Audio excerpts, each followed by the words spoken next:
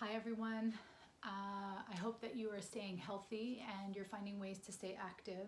This short video, I'm anticipating about 5 to 7 minutes, is really intended for those of you who at this moment are feeling more stiff than you are feeling like you need a workout.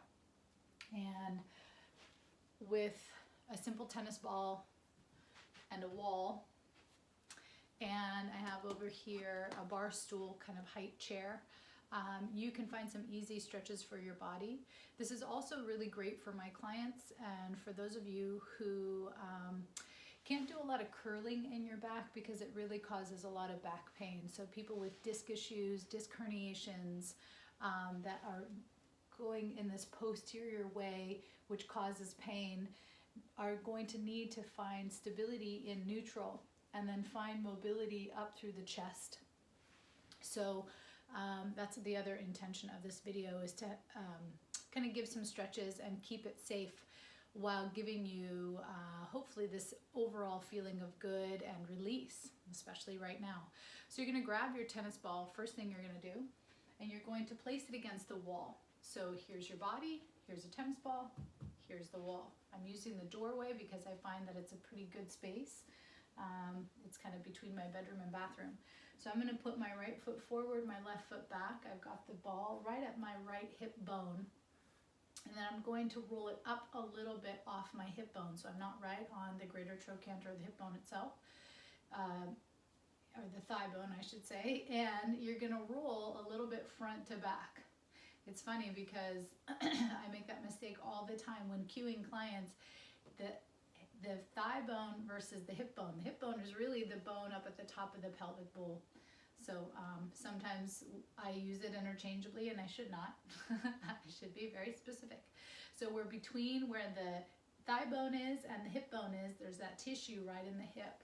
So a lot of us have tension there from hours of sitting and or repetitive stress.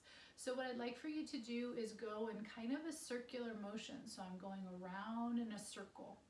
I'm not making a predictable kind of pattern in terms of this movement because now I'm going to go the other way. So you're creating a little bit of movement, a little bit of chaos, if you will, and giving new stimulus to that area.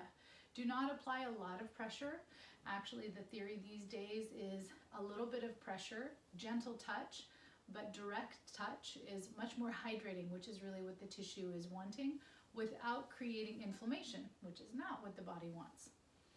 Okay, so we're going to do that. You on your own are welcome to do as much as you need to on that side.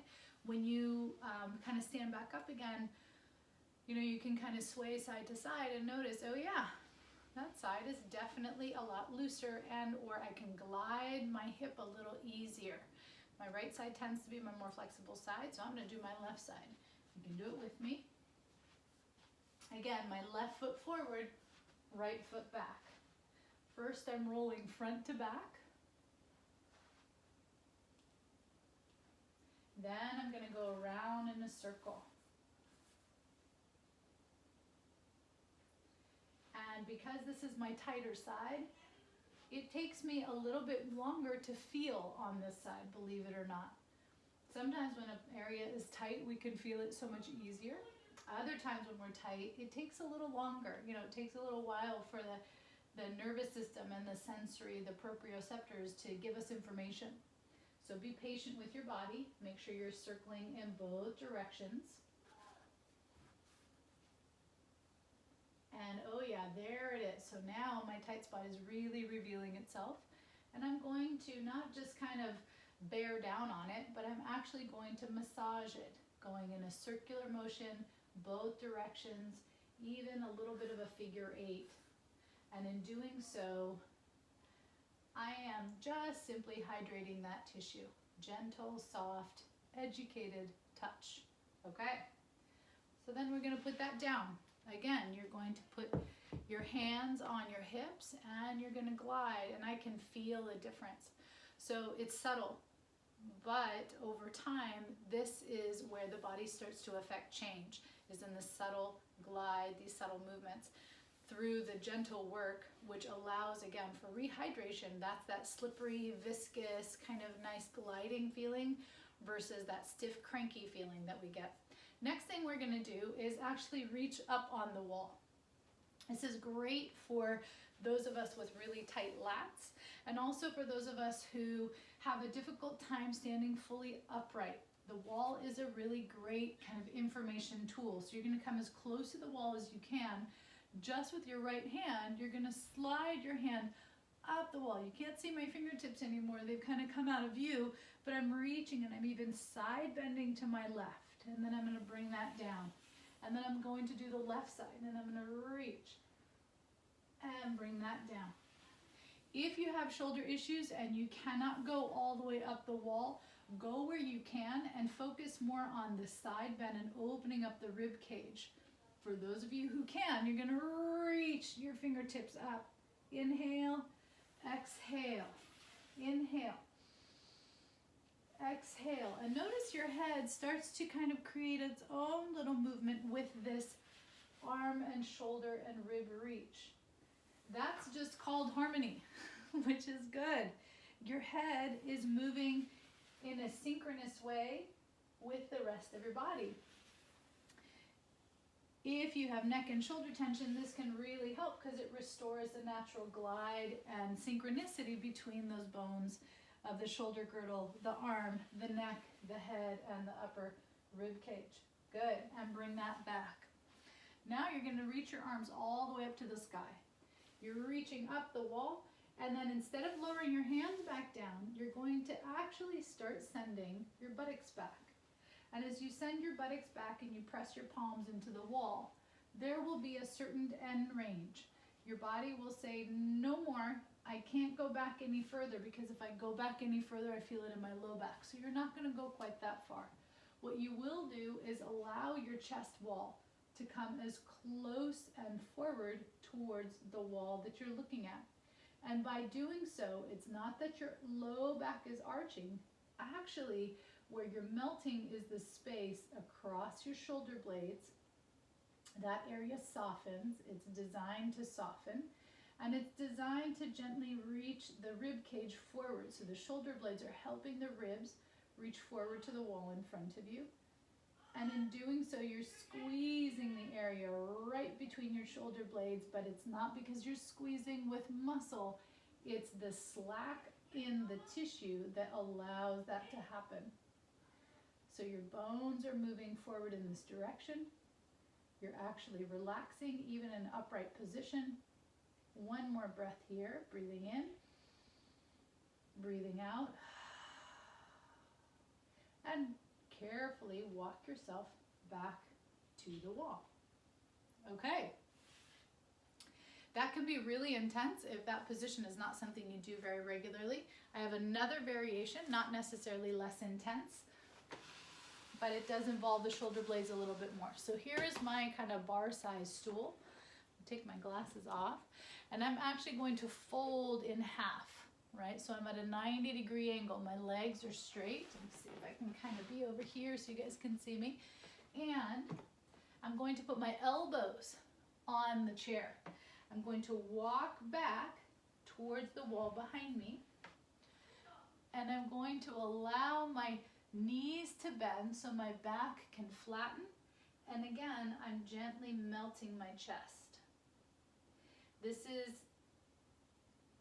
unique in the sensation because we often don't think of our back going into a relaxed position when it's going into a back arch or move into extension. We think of it as muscle tone and having to work. But in this position, it's actually gravity that's helping your back find its extension. So you're breathing into the armpits, you're breathing into your rib cage, and with every exhale, you're allowing the bones of the spine to relax, and you're reminding the shoulder blades of their position on the body. So they're sliding down the back towards the buttocks, and they're gently drawing, not pinching towards each other, but almost towards a gentle just press into the rib cage. And this position of the shoulder blade on the rib cage is a stabilizing position, which is so healthy for the body. And I think that's why the body feels so good. It feels so supported by the shoulder blades. One more breath here. Good. And then gently walk yourself back in. I encourage you to move slowly after that one because that one can be kind of intense. And slowly come on up. Okay, the last thing you're going to do from that position is a swan, or kind of coming up from lying on your stomach. So I'm going to move the camera back so you can see me a little bit better. There we go, angling it down. Okay, so here I am, and I'm going to keep in mind what we just did with the chair and our elbows and our hands along the wall. I've relaxed the muscles of my outer hips, so my glutes don't need to totally come into play. They're just simply part of the equation of my whole body. I'm pressing my pubic bone into the mat. I'm engaging my abdominals. And I'm going to reach my hands down towards my feet. And instead of thinking about really hardening my back muscles, I'm going to remember to melt my shoulder blades down my back. So it's not with force. It's with that body's natural intuition and instinct that it slides down, and that's what opens up the chest. And then I come back down. So I'm really practicing not forcing the shoulders. What I'm practicing is opening the shoulders, and the open supportive shoulders pressing along my rib cage is what's opening the front of my rib cage. So the shoulder blades are helping the shape of my ribs go into this position. And then I come back down. Last time, hands are going to come under the shoulders, and here I can press up higher. But again, it's not the force of my hands. My shoulder blades are coming down. They're physically pressing into the rib cage, and that's what's bringing me up into extension. And then I come back down. Not everybody needs to constantly work their core in a curled position. We really also need to get comfortable with our core strength when we are moving into this extended position or the upper back arching position, so that we know how to support our body even in extension, which we need so desperately for good posture. And one more time, exhale as you come up. Again, let the shoulder blades melt down as you come up, and then coming down. And when you're done with that, you can come on up to all fours. From this position, some of you are going to want to stretch your back out into a cat. And keep your abdominals active as you move into an arch. And curl. And arch. And we're done.